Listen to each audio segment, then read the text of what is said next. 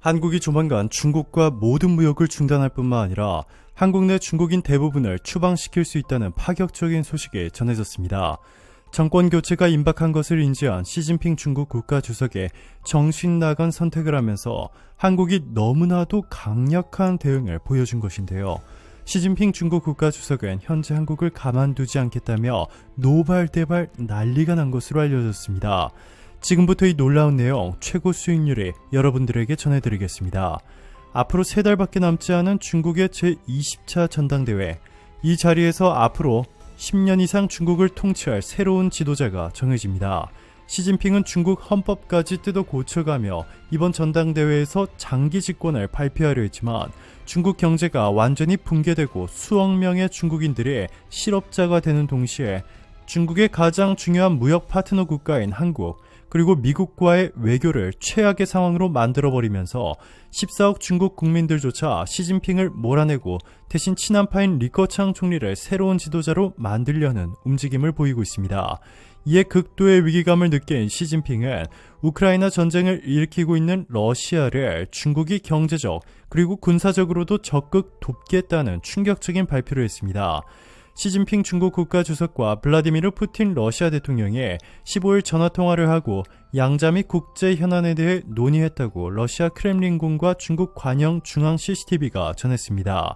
시 주석은 우크라이나를 무자비하게 폭격하며 전쟁을 일으키고 있는 러시아를 향해 중국은 러시아와의 실무 협력이 안정되고 계속되기를 희망한다 라며 중국은 러시아와 함께 주권, 안전 등 핵심 이익과 중대한 관심사를 계속 지지하고 양국의 전략적 협력을 밀접하게 하기를 바란다 라며 러시아의 우크라이나 전쟁을 지지하는 듯한 발언을 해 큰 충격을 주었습니다.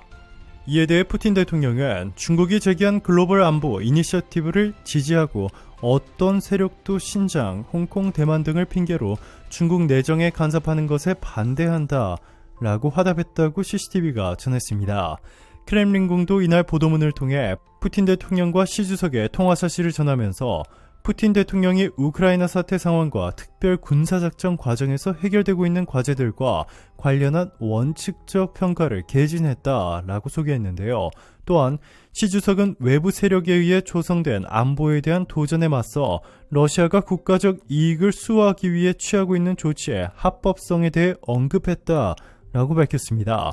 크렘린궁은 정상들이 러중 관계가 유례없이 높은 수준에 있으며 지속해서 발전하고 있음을 언급하고 모든 분야에 걸친 포괄적 파트너십과 전략적 협력 강화에 대한 의지를 확인했다라고 전했습니다. 그러면서 서방의 비합법적인 제재 정책의 결과로 조성된 국제 경제 상황에서 에너지, 금융, 산업, 운송 등의 분야에 걸친 협력 확대에 합의하고 군사 및 군사 기술 관계의 추가적 강화 문제도 논의했다라고 덧붙였습니다.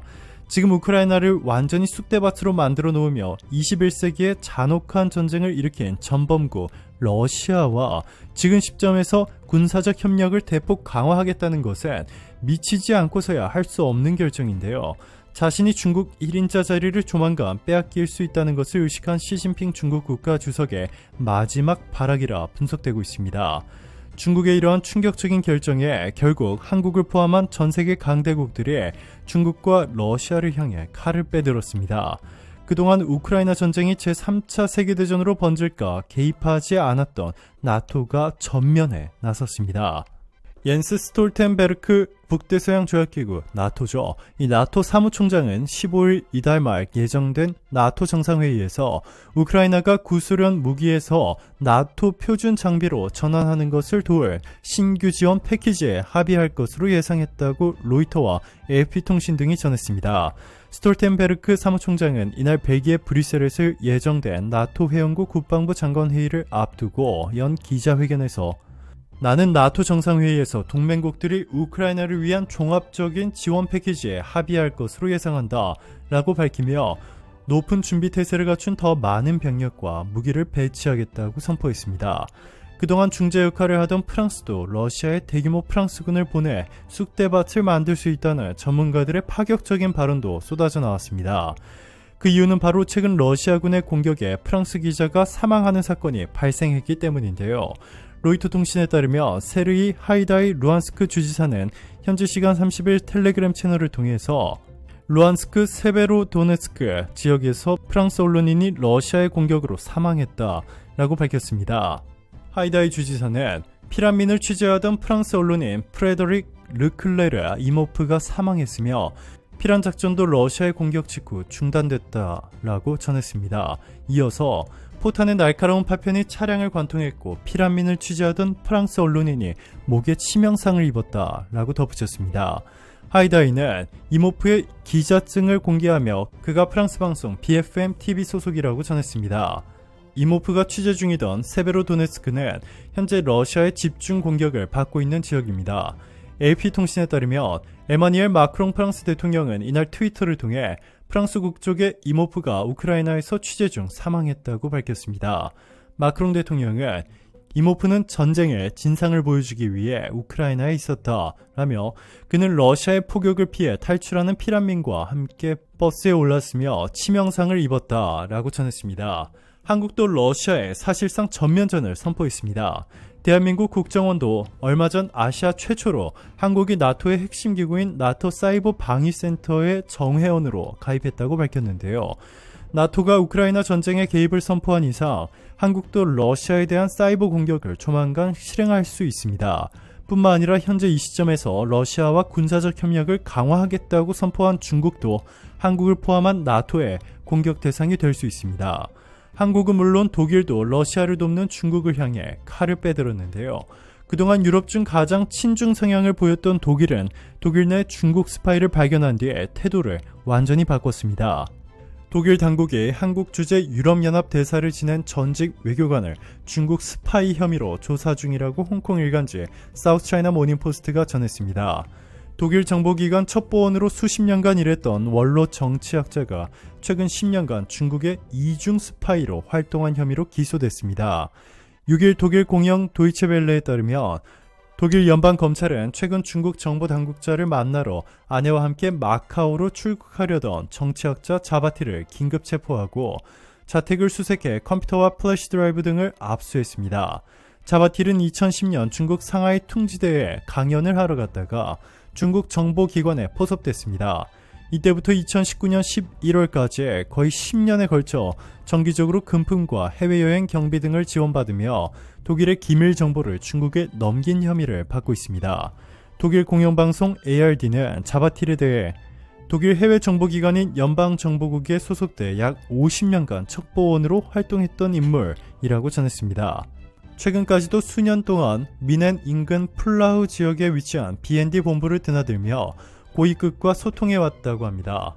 자바티는 중국 정보요원 접근을 받았을 때 곧바로 BND에 알렸지만 오히려 중국이 원하는 게 무엇인지 알아봐달라라는 요청을 받았다고 검찰 수사에서 해명한 것으로 알려졌습니다. 자바티는 한국에서도 수년간 지낸 적이 있습니다. 주한유럽연합 대표부 대사 자격으로 있었는데요. 한국에서도 정보를 빼돌려 중국에 넘겼을 가능성도 배제하지 못하는 상황입니다. 중국의 이러한 만행들이 드러나면서 결국 대표적인 친중국가였던 독일도 시진핑의 등을 돌렸습니다. 숄츠 신임 총리가 첫 아시아 방문국으로 항상 중국을 먼저 방문하던 관례를 깨고 중국 대신 일본을 선택하며 메르켈 시대 친중 중상주의에서 벗어나 미국 주도 가치관 외교로 대전환하겠다라는 폭탄 발표를 해 중국에 큰 충격을 주었는데요. 전문가들은 한국이 나토에 가입하고 최근 중국을 완전히 고립시키기 위해 미국이 만든 IPEF에 그냥 가입한 수준이 아니라 주도국으로서 큰 역할을 하기로 합의한 만큼 앞으로 중국을 고립시키는 데 가장 큰 역할을 하는 국가 중 하나가 될 것이라고 전했습니다. 이에 미국과 유럽을 시작으로 한국에서도 연쇄적인 중국인 추방 발표가 나오기 시작했고 한국도 조만간 한국 내 중국인들을 대규모 추방할 수 있다고 전문가들은 말하고 있습니다. 중국인 추방 소식에 국내 네티즌들은 환호를 지르고 있는데요. 그 이유는 국내에서 중국인들이 실제 큰 문제를 일으키고 있기 때문이죠. 국내 외국인 범죄율은 해마다 늘어나고 있는데 그중 61.3%가 중국인입니다. 오늘도 감사합니다. 최고로 멋진 하루 보내시길 바랄게요.